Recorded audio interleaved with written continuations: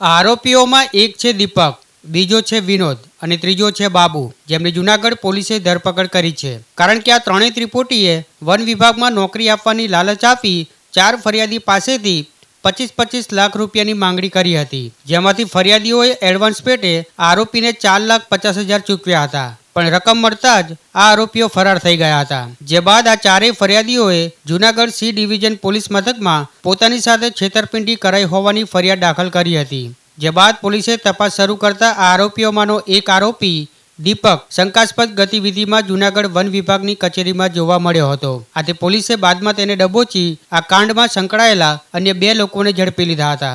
જ્યારે મુખ્ય આરોપી આશિષ હજી પણ પોલીસ પકડથી દૂર છે. આરોપીઓએ વન વિભાગમાં આરએફઓની નોકરી આપવાની લાલચ આપી 25-25 લાખ રૂપિયા આપવાનું કહ્યું હતું, જેમાંથી ફરિયાદીએ એડવાન્સ પેટે આરોપીઓને 4,50,000 આપ્યા હતા, પણ બાદમાં રૂપિયા લઈ ફરાર થઈ ગયા હતા.